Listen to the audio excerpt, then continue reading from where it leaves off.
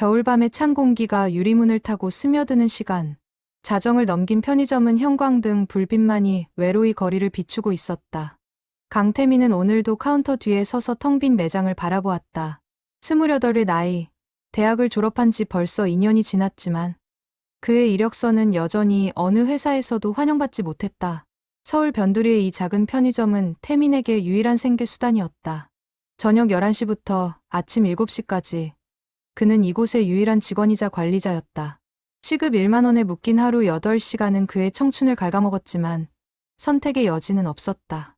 아버지는 5년 전 교통사고로 세상을 떠났고 어머니는 지방의 작은 식당에서 홀서빙을 하며 동생의 대학 등록금을 보태고 계셨다. 편의점 일은 단순해 보였지만 결코 쉽지 않았다. 상품 진열, 유통기한 확인, 청소, 발주, 그리고 무엇보다 손님 응대. 태미는 늘 최선을 다했다. 미소를 잃지 않으려 애썼고 친절하게 대하려 노력했다. 하지만 세상은 그의 노력에 언제나 친절하지만은 않았다. 야, 이거 왜 이렇게 비싸? 다른 데는 더 싼데? 밤 12시 30분. 첫 번째 손님이었다. 40대 중반쯤 되어 보이는 남자는 술에 취한 채 라면을 집어들며 가격에 불만을 터뜨렸다. 태미는 익숙한 듯 고개를 숙이며 대답했다. 죄송합니다만 저희는 본사 정책에 따라. 정책? 알바 주제에 무슨 정책? 그냥 깎아줘. 응? 남자의 목소리는 점점 커졌다. 술 냄새가 카운터 너머로 풍겨왔다. 태미는 참았다. 이런 상황은 하루에도 몇 번씩 반복되었다. 설명해봤자 소용없다는 것을 그는 이미 알고 있었다. 그저 폭풍이 지나가기를 기다리는 수밖에. 됐어. 이딴 데서 안 사. 서비스 정신도 없는 곳에서. 남자는 라면을 내팽개치듯 진열대에 던지고 나갔다. 태미는 흐트러진 라면을 다시 정리하며 깊은 한숨을 내쉬었다. 첫 손님부터 이랬다. 오늘 밤도 만만치 않을 것 같았다. 새벽 1시 두 번째 손님이 들어왔다. 이번엔 20대 초반으로 보이는 여성이었다. 화장이 번진 얼굴, 비틀거리는 걸음걸이. 그녀는 삼각김밥 하나를 집어들고 카운터로 왔다. 얼마예요? 1,500원입니다. 태민이 바코드를 찍자 여성은 갑자기 얼굴을 찌푸렸다. 뭐? 1,500원. 이게 1,500원이나 해? 속이지 마세요. 손님. 가격표가 붙어 있습니다만. 가격표가 잘못됐다고요. 원래 1,000원이었어요. 여성의 목소리가 날카로워졌다. 태민은 조용히 설명하려 했지만 그녀는 듣지 않았다. 결국 그녀는 삼각김밥을 카운터에 던지고 욕설을 퍼부으며 나갔다. 태민은 다시 한번 한숨을 쉬었다. 밤은 깊어갔고 손님들의 행렬은 이어졌다. 담배를 사면서 나이 확인에 화를 내는 손님. 술을 사면서 포장을 제대로 안 해준다며 따지는 손님. 화장실을 쓰고 나서 휴지가 없다며 항의하는 손님. 태민은 매번 죄송합니다를 반복했다. 그의 자존심은 하룻밤 사이에도 수없이 깎여나갔다. 새벽 3시 편의점은 잠시 조용해졌다. 태민은 카운터에 기대어 천장을 바라봤다. 형광등 불빛이 눈부셨다. 이 일을 시작한 지 벌써 1년 6개월.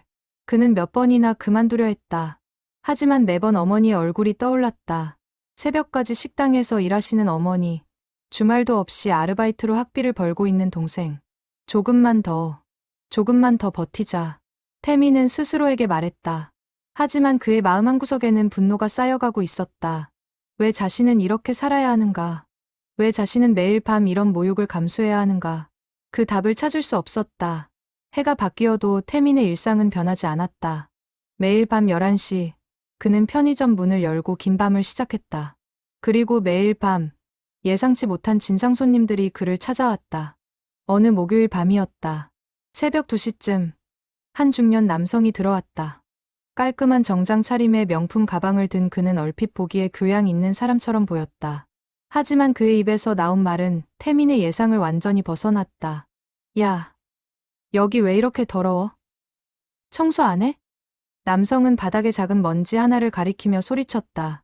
태민은 불과 30분 전에 청소를 마쳤다. 하지만 변명은 통하지 않았다.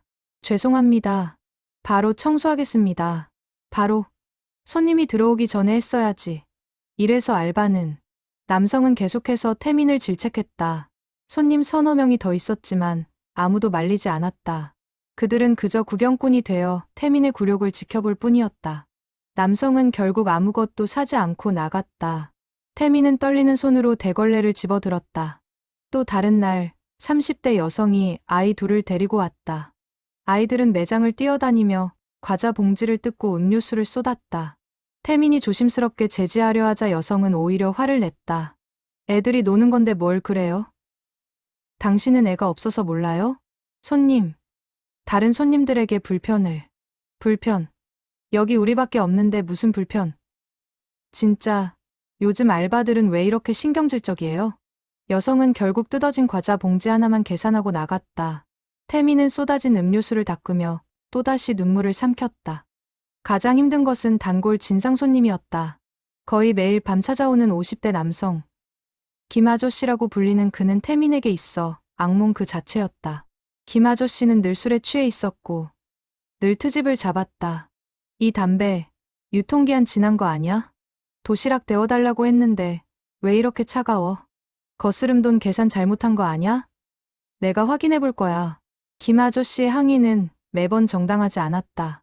하지만 태민은 매번 사과해야 했다. 손님은 왕이라는 말이 그를 짓눌렀다. 어느 날 밤, 김 아저씨는 1시간 넘게 매장에 머물며 태민을 괴롭혔다. 다른 손님들이 불편해하는 게 눈에 보였지만 태민은 어떻게 할 수 없었다. 야, 너 나 무시하는 거지? 내가 보기에 딱 그래. 아닙니다, 손님. 그럴 리가 없다고. 너희 같은 애들은 다 똑같아. 겉으로만 친절한 척하고. 김 아저씨의 목소리는 점점 커졌다. 태민은 고개를 숙인 채 폭풍이 지나가기만을 기다렸다. 마침내 김 아저씨가 나가자 태민은 주저앉고 싶었다. 하지만 CCTV가 그를 지켜보고 있었다. 본사에서는 늘 CCTV로 직원들을 감시했다. 조금이라도 나태한 모습을 보이면 바로 경고가 날아왔다. 이런 일상이 1달, 2달, 석 달 계속되었다. 태민의 정신은 서서히 무너져갔다. 밤마다 악몽을 꾸었다. 진상 손님들이 그를 에워싸고 손가락질하는 꿈. 끝없이 사과해야 하는 꿈. 아침에 일어나면 온몸이 땀에 젖어 있었다. 태민은 친구들을 만나지 않게 되었다. 그들의 회사 이야기, 연애 이야기를 들으면 자신이 초라해 보였다. 가족들에게도 힘든 내색을 하지 않았다. 어머니는 이미 충분히 힘들어하셨고 동생은 자신의 미래를 걱정하고 있었다. 태민은 혼자 모든 것을 견뎌야 했다. 어느 날 밤, 태민은 화장실 거울을 보았다. 거기에 비친 자신의 모습은 낯설었다. 핏기 없는 얼굴, 푹 꺼진 눈, 힘없는 표정. 그는 자신이 점점 사라지고 있다는 느낌을 받았다. 강태민이라는 사람이 조금씩 지워지고 그저 편의점 알바라는 라벨만 남는 것 같았다. 나는 이렇게 살아야 하나. 그의 목소리는 텅 빈 화장실에 메아리쳤다. 답은 없었다. 그날은 유난히 추운 밤이었다. 1월의 한파가 도시를 얼렸고 편의점 안도 난방이 제대로 되지 않아 쌀쌀했다. 새벽 1시, 태민은 카운터에서 커피를 홀짝이며 시간을 보내고 있었다. 손님이 끊긴 한밤중, 유일한 동반자는 천장의 CCTV였다. 문득 태민의 눈에 카운터 아래 CCTV 모니터가 들어왔다. 평소에는 신경 쓰지 않던 것이었다. 본사 관리용으로 설치된 것이라 직원들은 거의 보지 않았다. 하지만 오늘은 왠지 그 화면이 눈에 밟혔다. 태민은 호기심에 모니터를 자세히 들여다보았다. 화면은 4개로 분할되어 있었다. 매장 입구, 진열대 사이, 음료 코너, 그리고 카운터 뒤. 각 화면에는 실시간 영상이 재생되고 있었다. 태민은 무심코 재생 버튼 옆에 녹화 파일 목록을 클릭했다. 수백 개의 파일이 날짜별로 정리되어 있었다. 어차피 할 일도 없는데. 태민은 일주일 전 파일을 하나 선택해 재생했다. 화면에는 자신의 모습이 나타났다. 김 아저씨와 실랑이를 벌이는 장면이었다. 태민은 화면 속 자신을 바라보았다. 고개를 숙이고 끊임없이 사과하고 모욕을 감내하는 모습. 가슴이 답답해졌다. 그는 계속해서 다른 파일들을 열어보았다. 며칠 전 자신을 질책하던 중년 남성의 모습, 아이들을 방치한 채 자신에게 화를 낸 여성의 모습. 모든 장면이 생생하게 기록되어 있었다. 태민은 자신이 얼마나 많은 부당한 대우를 받았는지 새삼 깨달았다. 그때 한 파일이 그의 눈길을 끌었다. 2주 전 날짜가 적힌 파일이었다. 태민은 그날을 기억했다. 김 아저씨가 특히 심하게 자신을 괴롭혔던 날, 그는 떨리는 손으로 파일을 열었다. 화면에 김 아저씨가 등장했다. 술에 취한 채 비틀거리며 들어오는 모습. 그리고 태민에게 시비를 거는 장면. 여기까지는 태민이 기억하는 그대로였다. 하지만 김 아저씨가 나간 후의 장면은 달랐다. 김 아저씨는 편의점을 나가자마자 골목으로 들어갔다. CCTV는 편의점 밖까지 촬영하고 있었다. 화면 속에서 김 아저씨는 벽에 기대어 주저앉았다. 그리고 울기 시작했다. 태민은 눈을 의심했다. 자신을 그토록 괴롭히던 김 아저씨가 혼자 앉아 흐느끼고 있었다. 어깨가 들썩이고 얼굴을 손으로 가리는 모습이 화면에 선명하게 잡혔다.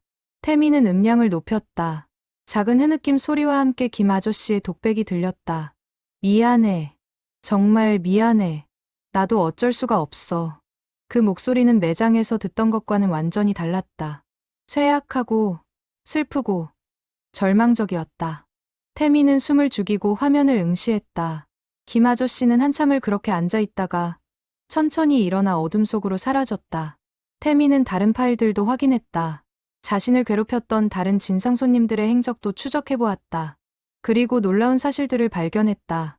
깔끔한 정장 차림의 중년 남성은 편의점을 나간 후 공원 벤치에 앉아 머리를 감싸 쥐고 있었다. 한참을 그러고 있다가 전화를 받았다. 작은 목소리였지만 태민은 들을 수 있었다. 여보, 나 오늘도 면접 떨어졌어. 이번이 23번째야. 미안해. 내가 무능해서. 그제야 태민은 이해했다. 그 남성의 명품 가방과 정장은 면접을 위한 것이었다. 그가 태민에게 화를 낸 것은 자신의 좌절을 어디론가 쏟아내야 했기 때문이었다. 아이 둘을 데리고 왔던 여성의 경우도 마찬가지였다. 그녀는 편의점을 나가자마자 아이들에게 미안하다고 말했다. 엄마가 미안해. 제대로 된 간식도 못 사주고. 너희 아빠가 사업 실패하고 나서 엄마가 많이 힘들었어. 여성은 아이들을 꼭 안으며 눈물을 흘렸다. 태민의 가슴이 먹먹해졌다. 그리고 김 아저씨. 태민은 더 오래된 파일들을 찾아 열어보았다. 한 달 전, 2달 전, 석 달 전. 김 아저씨는 거의 매일 밤 편의점에 왔고 거의 매번 태민에게 시비를 걸었다. 하지만 나갈 때는 언제나 같은 모습이었다. 골목에 주저앉아 울고 자책하고 미안하다고 중얼거렸다. 태민은 더 깊이 파고들기로 했다. 그는 CCTV 파일 중 가장 오래된 것을 찾았다. 6개월 전의 파일이었다. 화면에는 낯선 김 아저씨의 모습이 있었다. 술에 취하지 않은 멀쩡한 상태의 김 아저씨. 그는 편의점에 들어와 조용히 물건을 골랐다. 계산할 때도 정중했다. 감사합니다. 수고하세요. 그때의 김 아저씨는 지금과 완전히 달랐다. 태민은 그 변화가 언제부터 시작되었는지 추적했다. 4개월 전쯤부터였다. 김 아저씨는 점점 술에 취한 채로 오기 시작했고 점점 태민에게 거칠게 대하기 시작했다. 태민은 CCTV 화면을 응시하며 복잡한 감정에 휩싸였다. 진상 손님들의 숨겨진 고통을 본 순간 그동안 쌓였던 분노가 흔들리기 시작했다. 하지만 동시에 또 다른 감정이 피어올랐다. 그들이 고통스러웠다고 해서 자신이 받은 모욕이 정당화될 수 있는가? 아니야. 그래도 이건 아니지. 태민은 고개를 저었다. 누구에게나 사정은 있다. 하지만 그 사정 때문에 무고한 사람을 괴롭힐 권리는 없었다. 태민 역시 힘들었다. 태민 역시 매일 밤 눈물을 삼켰다. 그렇다고 태민이 다른 사람을 괴롭힌 적은 없었다. 분노가 다시 끌어올랐다. 이번엔 단순한 분노가 아니었다. 명확한 목표를 가진 차가운 분노였다. 태민은 결심했다. 그들에게 복수하기로. 그들이 자신에게 준 고통을 똑같이 돌려주기로. 태민은 치밀하게 계획을 세우기 시작했다. CCTV 파일들을 USB에 저장했다. 각 진상 손님의 행적, 그들의 약점, 그들의 비밀, 모든 것이 화면에 기록되어 있었다. 태민은 이것을 어떻게 사용할지 생각했다. 가장 먼저 표적은 김 아저씨였다. 태민은 김 아저씨에 대해 더 조사하기로 했다. 며칠 동안 김 아저씨의 일거수일투족을 CCTV로 추적했다. 그리고 하나의 패턴을 발견했다. 김 아저씨는 매일 밤 편의점에 오기 전 같은 골목을 지나쳤다. 그 골목에는 작은 한의원이 있었다. 어느 날 태민은 근무가 끝난 후 그 골목으로 향했다. 한의원 간판에는 희망한의원이라고 적혀 있었다. 문은 닫혀 있었지만 유리창 너머로 내부가 보였다.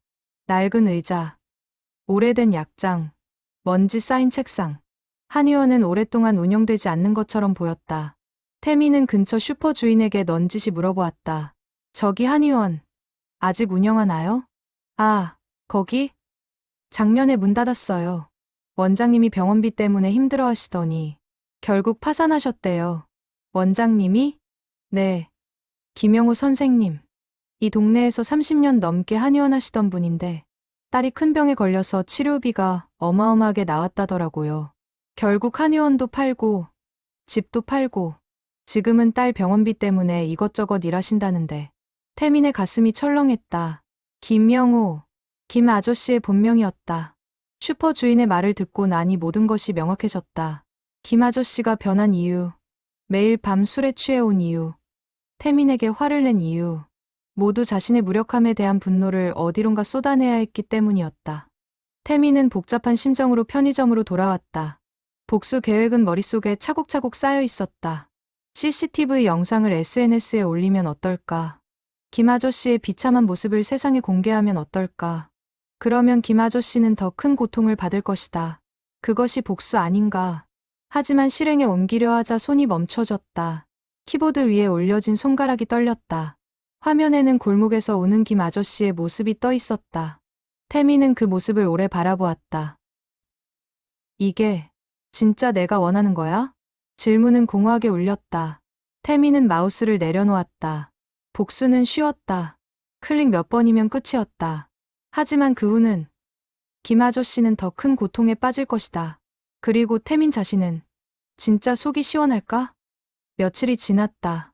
태민은 여전히 결정을 내리지 못했다. 복수하고 싶은 마음과 망설이는 마음이 계속 싸웠다. 그 사이 김 아저씨는 여전히 편의점에 찾아왔고 여전히 태민에게 시비를 걸었다. 하지만 이제 태민의 눈에는 다른 것이 보였다. 김 아저씨의 눈빛에 담긴 슬픔, 목소리에 담긴 절망. 어느 날 밤, 김 아저씨가 평소보다 더 심하게 태민을 괴롭혔다. 야, 너 진짜 무능력해. 이것밖에 못해? 알바질이나 하면서? 그 순간 태민의 참을성이 끊어질 것 같았다. 하지만 그는 깊은 숨을 들이쉬었다. 그리고 조용히 대답했다. 손님, 오늘 많이 힘드신가 봐요. 김 아저씨는 잠시 멈칫했다. 예상치 못한 반응이었다. 뭐라고? 괜찮으세요? 필요한 거 있으면 말씀하세요. 태민의 목소리는 떨렸지만 진심이 담겨 있었다. 김 아저씨는 당황한 표정으로 태민을 바라보았다. 그리고 갑자기 눈가가 붉어졌다. 그는 아무 말 없이 돌아서서 편의점을 나갔다. 그날 밤, 태민은 CCTV로 김 아저씨를 지켜봤다. 김 아저씨는 평소처럼 골목에 주저앉았다. 하지만 이번엔 울지 않았다. 그저 하늘을 올려다보며 오래 앉아 있었다. 태민은 그 모습을 보며 깨달았다. 복수는 답이 아니었다. 고통에 고통을 더하는 것은 아무것도 해결하지 못했다. 태민의 마음에 작은 변화가 시작되었다. CCTV를 통해 본 진실은 그의 분노를 다른 방향으로 돌려놓았다. 복수가 아닌 이해, 미움이 아닌 연민. 하지만 그 변화는 쉽지 않았다. 여전히 매일 밤 모욕을 감수해야 했고 여전히 자존심은 깎여나갔다. 며칠 후 깔끔한 정장 차림의 중년 남성이 다시 편의점에 나타났다. 그는 이번에도 트집을 잡으려는 듯 매장을 둘러보았다. 태민은 그를 바라보며 CCTV에서 본 장면을 떠올렸다. 공원 벤치에서 면접 탈락 소식을 듣고 무너지던 그 모습. 어서 오세요. 태민의 인사는 전보다 더 따뜻했다. 남성은 의아한 표정을 지었다. 평소 자신에게 시달리던 알바가 왜 저렇게 친절한지 이해할 수 없었다. 남성은 삼각김밥 하나를 집어들고 카운터로 왔다. 이거, 신선한 거 맞아? 네. 오늘 오전에 들어온 제품입니다. 유통기한도 확인하시겠어요? 태민은 부드럽게 대답했다. 평소 같았으면 방어적으로 반응했을 텐데 이번엔 달랐다. 남성은 잠시 망설이다가 고개를 끄덕였다. 아니, 됐어요. 남성은 계산을 하고 나가려다 멈춰섰다. 그리고 작은 목소리로 말했다. 저기, 죄송합니다. 제가 평소에 너무 예민하게 굴었나 봐요. 태민은 놀라서 남성을 바라보았다. 사과를 예상하지 못했다. 남성은 어색한 미소를 지으며 편의점을 나갔다. 태미는 그의 뒷모습을 보며 가슴이 뭉클해졌다. 아이 둘을 데리고 왔던 여성도 다시 나타났다. 이번엔 아이들이 조용했다. 여성은 필요한 물건만 조용히 골랐다. 계산할 때 태미는 조심스럽게 물었다. 아이들 간식 드릴까요? 오늘 유통기한 임박 제품인데 버리려던 거예요. 여성은 당황한 표정을 지었다. 아, 아니에요. 괜찮습니다. 진짜 버릴 거예요. 받아주시면 제가 더 편해요. 태민이 미소를 지으며 말했다. 여성은 잠시 망설이다 고개를 숙였다. 감사합니다. 정말, 감사합니다. 여성의 눈가가 붉어졌다. 아이들은 과자를 받아들고 좋아했다.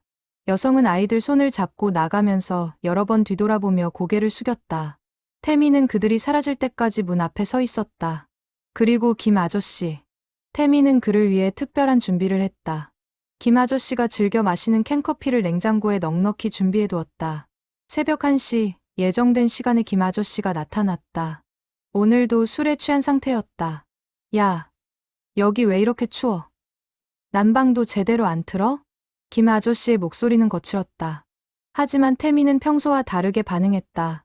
죄송합니다. 본사에서 에너지 절약 때문에. 손님, 따뜻한 커피 한 잔 드릴까요? 서비스입니다. 태미는 따뜻한 캔커피를 꺼내 김 아저씨 앞에 놓았다. 김 아저씨는 어리둥절한 표정으로 커피를 바라보았다. 이게 왜? 그냥요. 추운데 따뜻한 거 드시면 좋을 것 같아서요. 김 아저씨는 한참 커피를 바라보다가 조심스럽게 집어들었다. 그리고 천천히 캔을 땄다. 따뜻한 김이 피어올랐다. 김 아저씨는 한 모금 마시고 나서 긴 한숨을 내쉬었다. 고맙습니다. 작은 목소리였다. 태미는 처음으로 김 아저씨의 진심, 어린 감사를 들었다. 김 아저씨는 커피를 들고 조용히 매장 한쪽에 앉았다. 평소 같았으면 시비를 걸고 나갔을 텐데 오늘은 달랐다. 그는 한참 동안 커피를 마시며 앉아 있었다. 태미는 그를 지켜보았다. 김 아저씨의 얼굴에는 피곤함이 가득했다. 깊은 주름, 핏기 없는 피부, 초점 없는 눈빛. 그는 세상의 무게를 혼자 짊어진 사람처럼 보였다. 잠시 후, 김 아저씨가 일어나 카운터로 왔다. 얘야, 네, 손님. 나 사실 말이야. 김 아저씨의 목소리가 떨렸다. 그는 무언가 말하려다 입을 다물었다. 태미는 조용히 기다렸다. 김 아저씨는 한참을 망설이다 고개를 저었다. 아니야, 됐어. 그냥 미안하다는 말 하고 싶었어. 내가 평소에 너한테 너무 심했지. 괜찮습니다. 괜찮을 리가 없지. 나도 알아. 내가 스트레스 풀려고 너한테 화풀이 했다는 거. 정말 미안해.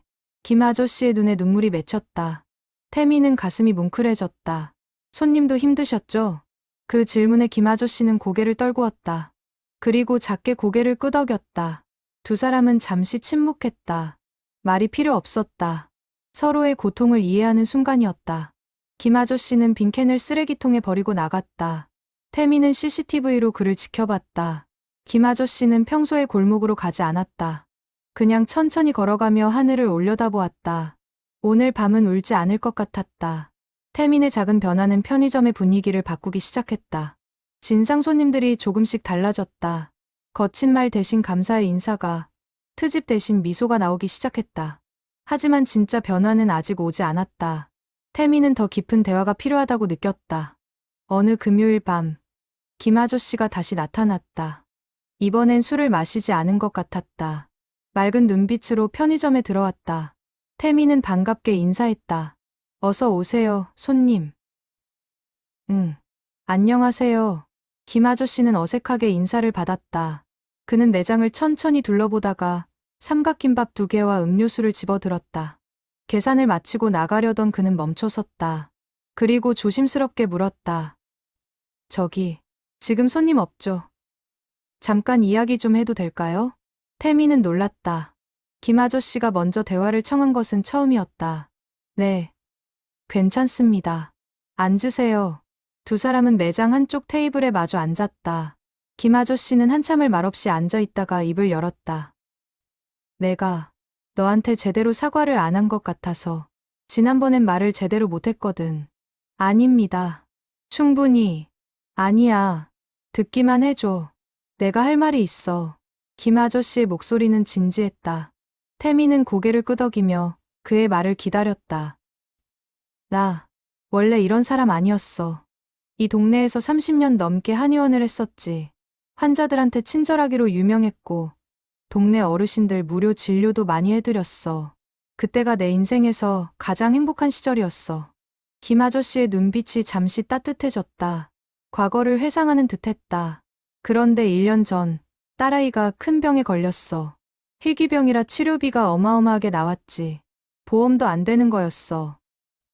나는 딸을 살리고 싶었어. 그래서 한의원도 팔고 집도 팔고 가진 거 다 팔았어. 그의 목소리가 떨리기 시작했다.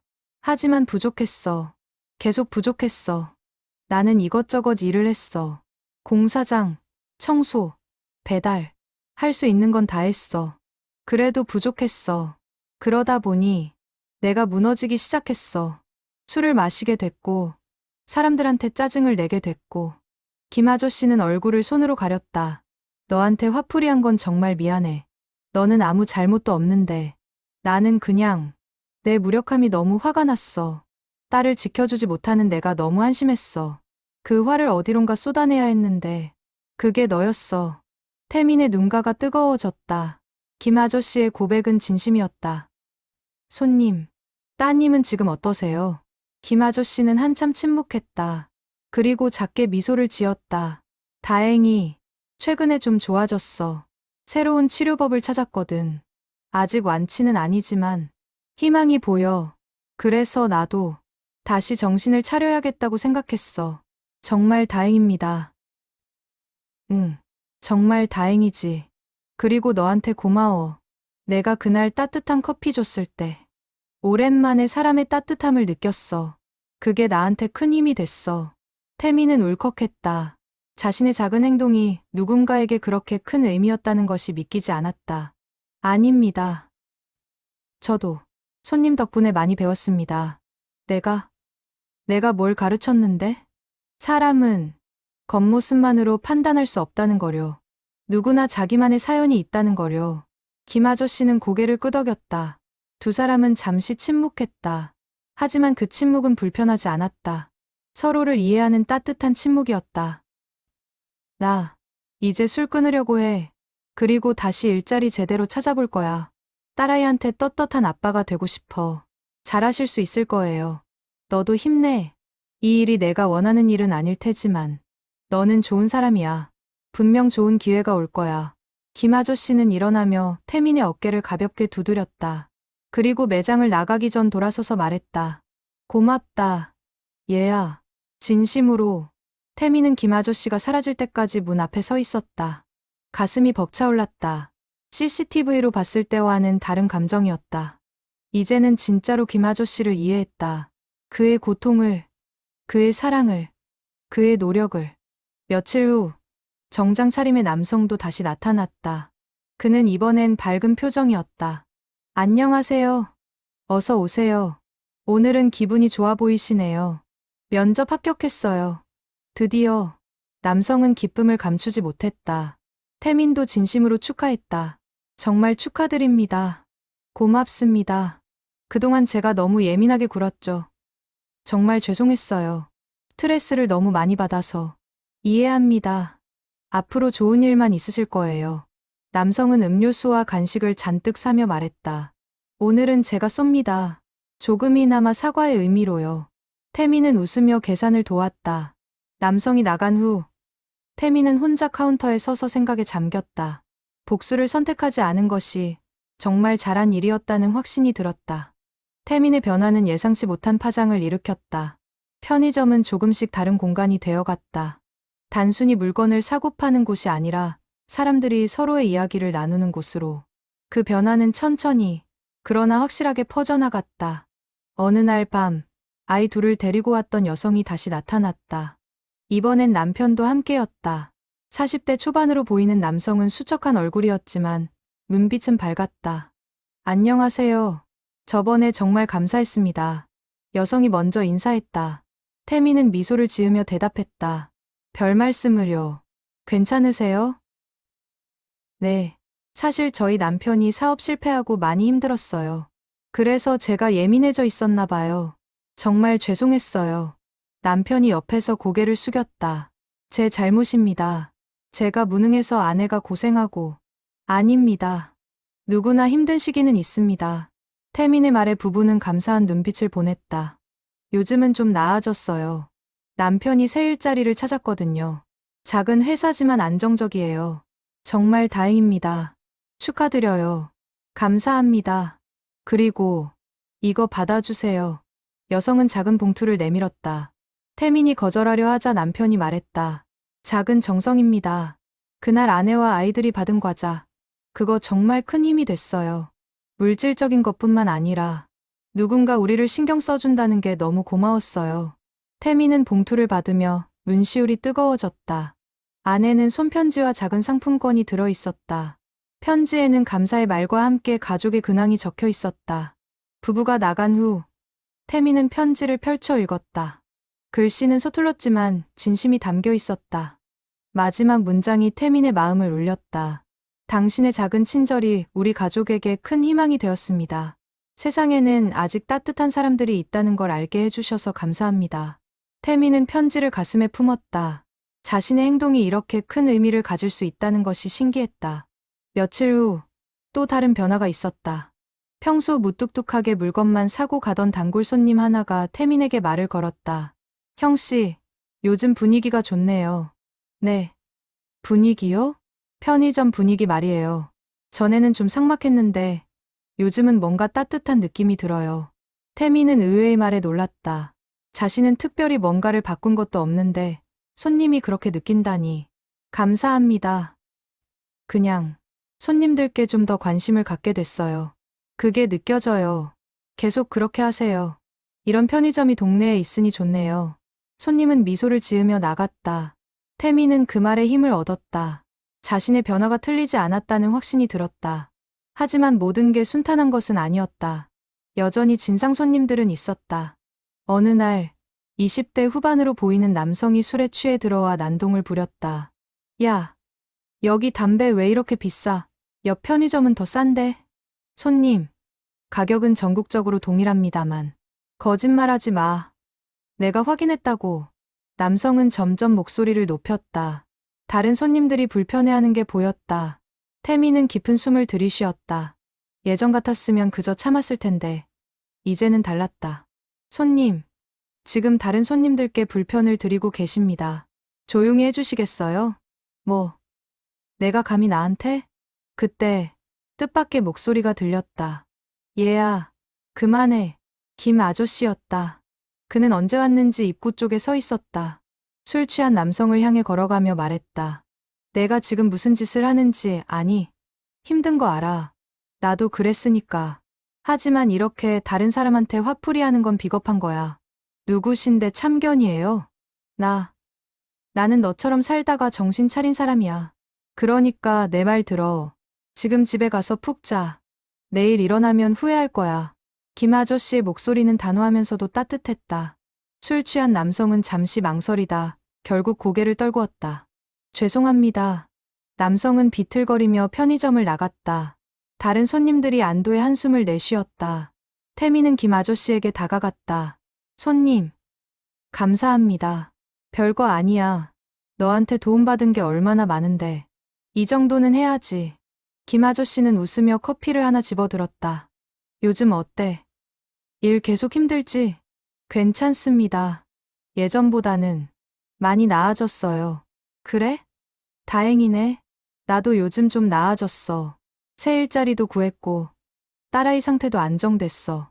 정말 다행입니다. 두 사람은 잠시 이야기를 나눴다. 더 이상 진상 손님과 알바생의 관계가 아니었다. 서로를 이해하고 응원하는 관계였다. 그날 이후 편의점에는 미묘한 변화가 생겼다. 단골 손님들이 서로를 챙기기 시작한 것이다. 진상 손님이 나타나면 다른 손님들이 나서서 제지했다. 태민 혼자 감당해야 했던 부담이 조금씩 덜어졌다. 겨울이 깊어갈수록 편의점은 더욱 따뜻한 공간이 되어갔다. 태민은 더 이상 혼자가 아니었다. 그를 응원하는 사람들이 생겼고 그 역시 그들을 응원했다. 작은 기적들이 하나씩 일어나기 시작했다. 김 아저씨는 이제 거의 매일 편의점에 들렀다. 하지만 시비를 걸기 위해서가 아니라 태민과 이야기하기 위해서였다. 그는 자신의 하루를 태민과 나눴고 태민 역시 자신의 고민을 김 아저씨와 나눴다. 얘야, 너 정말 네 일만 계속할 거야? 어느 날 밤, 김 아저씨가 물었다. 글쎄요. 다른 선택지가 있나 싶어요. 너 같은 애가 왜 취업이 안 돼? 성실하고 친절한데. 학벌이 좀 그렇고 경력도 없고요. 태미는 쓴웃음을 지었다. 김 아저씨는 잠시 생각하다 말했다. 내 친구 중에 작은 회사 운영하는 사람이 있어. 사무직 직원 구한다고 하더라. 소개해 줄까? 정말요? 응. 월급은 많지 않겠지만 편의점보다는 나을 거야. 그리고 내 능력 보면 금방 인정받을 거야. 태미는 가슴이 뛰었다. 오랜만에 느끼는 희망이었다. 감사합니다. 정말 감사합니다. 고마워할 건 없어. 너도 나한테 많은 도움 줬잖아. 이제 내 차례지. 김 아저씨의 소개로 태미는 면접 기회를 얻었다. 작은 무역회사였지만 분위기가 좋았고 사장님도 따뜻한 분이었다. 면접은 순조롭게 진행됐고 일주일 후 합격 통보를 받았다. 태미는 기쁨에 겨워 편의점으로 달려갔다. 아직 근무 시간이 아니었지만 김 아저씨에게 소식을 전하고 싶었다. 그런데 편의점 앞에는 이미 여러 사람이 모여 있었다. 김 아저씨, 정장 차림의 남성, 아이 둘을 데리고 왔던 부부, 그리고 몇몇 단골 손님들. 그들은 모두 태민을 기다리고 있었다. 축하해. 사람들이 일제히 소리쳤다. 태민은 놀라서 얼어붙었다. 어떻게? 김 선생님이 말씀해 주셨어요. 합격했다고요. 부부가 웃으며 말했다. 우리가 작은 파티 준비했어요. 축하 파티요. 사람들은 편의점 안으로 태민을 이끌었다. 카운터에는 작은 케이크와 음료수, 간식들이 준비되어 있었다. 태민은 눈물이 날 것 같았다. 여러분, 정말 감사합니다. 우리가 감사하지. 내가 우리한테 얼마나 많은 도움을 줬는데. 김 아저씨가 태민의 어깨를 두드렸다. 너는 우리한테 친절만 베푼 게 아니야. 우리가 다시 일어설 힘을 줬어. 세상이 아직 살만한 곳이라는 걸 보여줬어. 정장 차림의 남성이 말했다. 저도 새 직장에서 열심히 일하고 있어요. 당신 덕분에 포기하지 않았어요. 저희 가족도 다시 행복해졌어요. 남편이 일 열심히 하고 아이들도 밝아졌어요. 부부가 번갈아 말했다. 태미는 더 이상 눈물을 참을 수 없었다. 그동안 참았던 모든 감정이 한꺼번에 쏟아져 나왔다. 저도 여러분 덕분이에요. 여러분이 없었으면 전 계속 미워하며 살았을 거예요. 복수만 생각하며 살았을 거예요. 하지만 여러분을 이해하게 되면서 제가 변했어요. 사람들은 태민을 둘러싸고 격려의 말을 건넸다. 작은 편의점은 그날 밤 가장 따뜻한 곳이 되었다. 파티가 끝나고 사람들이 하나둘 떠난 후 김 아저씨가 마지막까지 남았다. 얘야, 내가 나한테 해준 말 기억해? 무슨 말씀이세요? 사람은 겉모습만으로 판단할 수 없다고. 누구나 자기만의 사연이 있다고. 그 말이 나한테 큰 깨달음을 줬어. 저도 손님한테 배웠어요. 용서하는 법을요. 용서. 그래, 용서. 그게 진짜 힘이었어. 너는 나한테 복수할 수도 있었어. CCTV 영상 봤잖아. 내가 우는 거, 비참한 거. 그걸 퍼뜨릴 수도 있었어. 태미는 놀라서 김 아저씨를 바라봤다. 어떻게? 내 눈빛 보면 알아. 너 그때 많이 고민했잖아. 복수할까 말까. 하지만 넌 선택했어. 이해를, 용서를. 그게 나를 구원했어. 김 아저씨의 눈에 눈물이 고였다. 고맙다. 정말 고맙다. 두 사람은 한참을 말없이 서 있었다.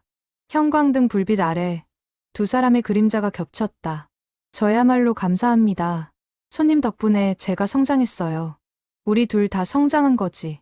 서로 덕분에.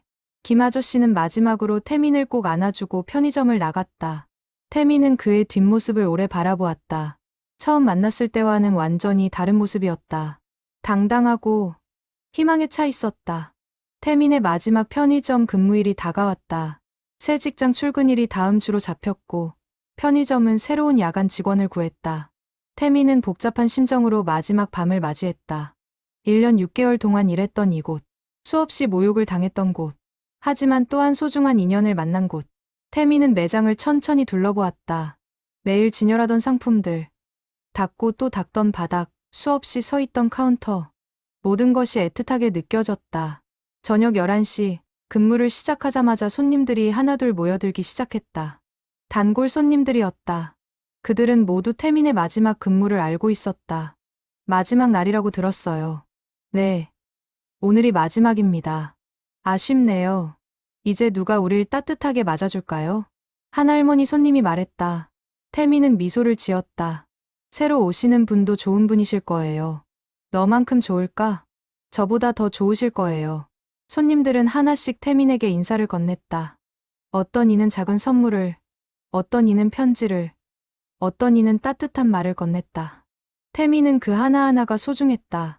새벽 1시, 김 아저씨가 나타났다. 그는 큰 봉투를 들고 있었다. 이게 뭐예요? 열어봐. 태민이 봉투를 열자 안에는 두툼한 책 한 권이 들어 있었다. 제목은 인생의 전환점들이었다.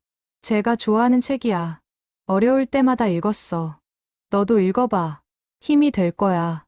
감사합니다. 소중히 읽을게요. 김 아저씨는 카운터에 기대어 태민을 바라보았다.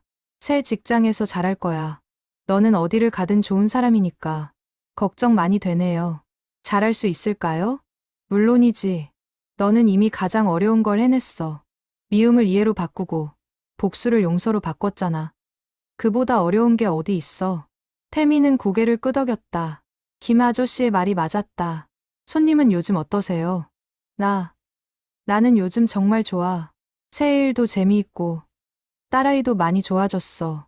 무엇보다 내가 다시 사람답게 산다는 게 좋아. 정말 다행입니다. 너 덕분이야. 진심으로. 새벽 3시, 편의점은 잠시 조용해졌다. 태민은 카운터에 앉아 지난 시간들을 되돌아보았다.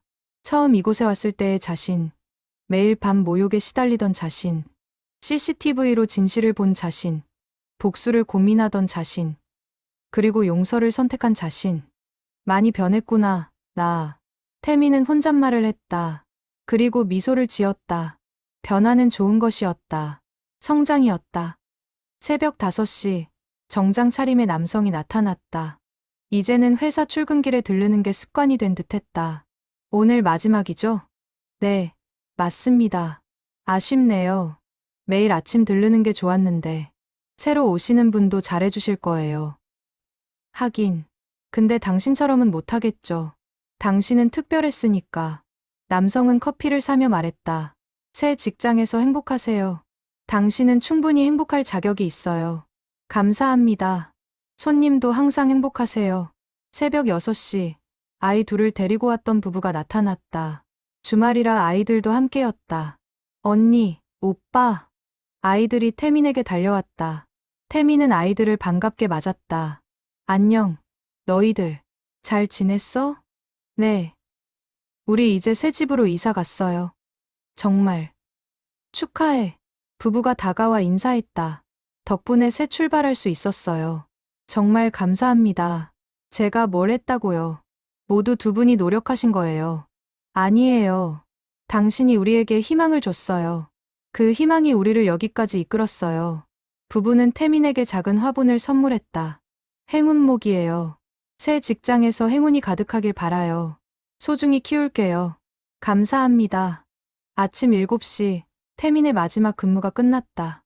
새로운 야간 직원이 도착했고, 태민은 간단히 인수인계를 마쳤다. 힘들 거예요.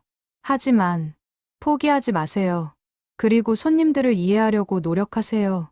다들 자기만의 사연이 있어요. 새 직원은 고개를 끄덕이며 태민의 말을 새겼다. 태민은 마지막으로 편의점을 둘러보았다. 그리고 문을 나섰다. 밖에는 김 아저씨를 비롯한 여러 단골 손님들이 기다리고 있었다. 우리가 전속 나왔어. 여러분. 태민은 울컥했다. 새 출발 축하해. 그리고 고마워. 우리 인생을 바꿔줘서. 사람들이 번갈아 태민을 안아주었다. 태민은 그 따뜻함을 온몸으로 느꼈다. 저야말로 감사합니다. 여러분이 저를 변화시켰어요. 아침 햇살이 도시를 비추기 시작했다. 태민은 사람들과 함께 천천히 걸었다. 새로운 시작을 향해. 3개월이 흘렀다. 태미는 새 직장에서 열심히 일하고 있었다.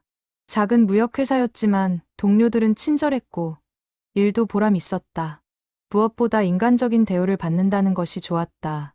더 이상 모욕을 감수하지 않아도 되었다. 어느 토요일 오후, 태미는 오랜만에 예전 편의점 근처를 지나게 되었다. 발걸음은 자연스럽게 그곳으로 향했다. 편의점 앞에 서자 새로운 야간 직원이 보였다.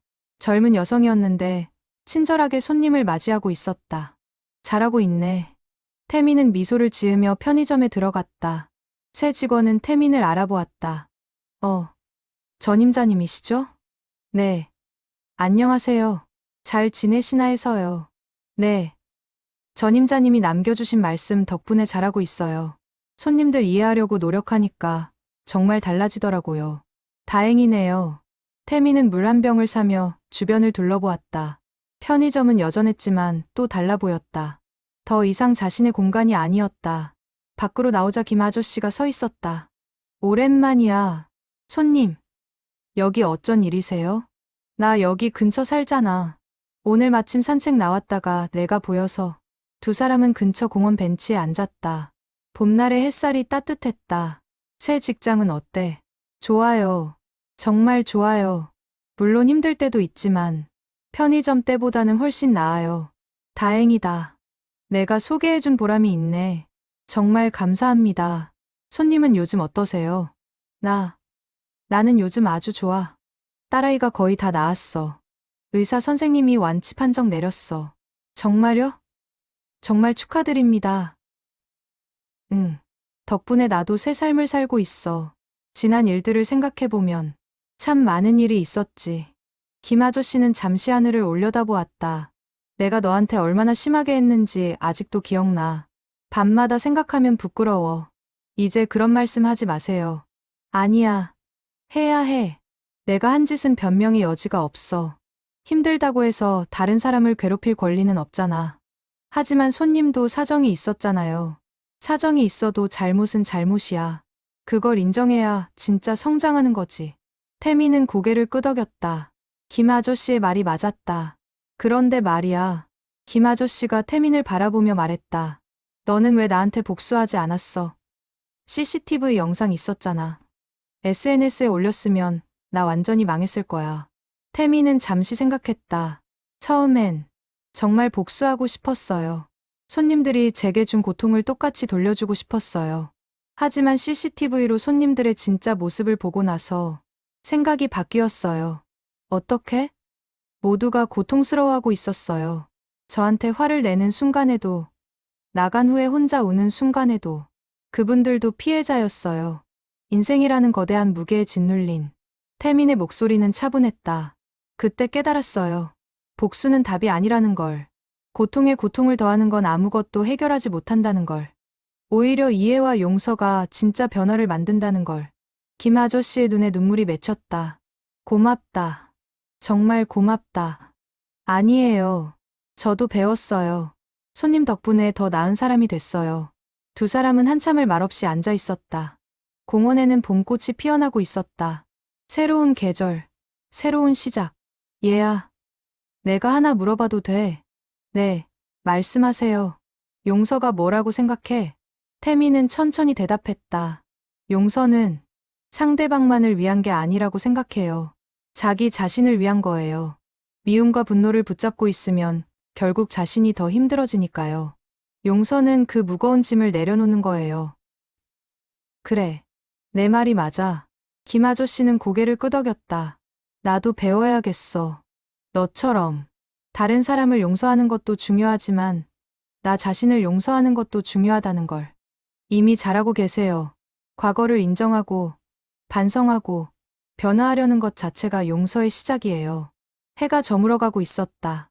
두 사람은 벤치에서 일어났다. 이제 가봐야겠다. 딸아이가 기다려. 네. 조심히 가세요. 너도. 그리고 가끔 연락하자. 밥도 같이 먹고. 좋아요. 꼭 그럴게요. 김 아저씨는 태민의 어깨를 가볍게 두드리고 떠났다. 태민은 그의 뒷모습을 바라보았다. 당당하고 희망에 찬 뒷모습. 처음 만났을 때와는 완전히 다른 사람 같았다. 태미는 천천히 집으로 걸어갔다. 길을 걸으며 지난 시간들을 생각했다. 편의점에서의 1년 6개월, 그곳에서 만난 사람들, 그들과 나눈 이야기들. 모든 것이 태민을 변화시켰다. 복수를 선택하지 않은 것. 그것이 태민의 인생에서 가장 잘한 선택이었다. 복수는 순간의 통쾌함을 줄 수 있었을지 모른다. 하지만 용서는 영원한 평화를 주었다. 태민은 더 이상 분노에 사로잡힌 사람이 아니었다. 이해하고, 공감하고, 용서할 줄 아는 사람이 되었다. 집에 도착해 창문을 열자 저녁 바람이 불어왔다. 태민은 김 아저씨가 준 행운목을 바라보았다. 작은 화분이었지만 싱싱하게 자라고 있었다. 태민도 그렇게 자라고 있었다. 과거의 아픔을 딛고 더 단단하고 따뜻한 사람으로. 태민은 책상에 앉아 일기를 썼다. 오늘 있었던 일, 김 아저씨와의 대화, 그리고 자신의 생각들. 마지막 문장은 이랬다. 복수는 끝이 없지만 용서는 새로운 시작이다. 나는 용서를 선택했고 그 선택은 나를 자유롭게 했다. 태민은 펜을 내려놓고 창밖을 바라보았다. 도시의 불빛이 하나둘 켜지고 있었다. 어딘가에서는 김 아저씨가 딸과 함께 저녁을 먹고 있을 것이다. 어딘가에서는 정장 차림의 남성이 새 직장에서 열심히 일하고 있을 것이다. 어딘가에서는 아이 둘을 데리고 왔던 부부가 행복한 시간을 보내고 있을 것이다. 모두가 자신의 삶을 살아가고 있었다. 태민의 작은 용서가 그들에게 새로운 기회를 주었고 그들 역시 태민에게 소중한 교훈을 주었다. 세상은 여전히 힘들었지만 함께라면 견딜 수 있었다. 이해하고 용서한다면 더 나은 내일을 만들 수 있었다. 태민은 미소를 지으며 불을 껐다. 내일은 또 새로운 하루가 시작될 것이다. 그리고 태민은 준비되어 있었다. 어떤 어려움이 와도, 어떤 시련이 와도 그는 이제 알고 있었다. 진짜 힘은 복수가 아니라 용서에서 나온다는 것을. 편의점 야간 알바생 강태민의 이야기는 그렇게 끝났다. 하지만 그가 남긴 메시지는 계속될 것이다. 용서의 힘, 이해의 중요성, 그리고 사랑의 가치. 그것들은 영원히 사람들의 마음속에 남아 세상을 조금씩 더 따뜻하게 만들 것이다.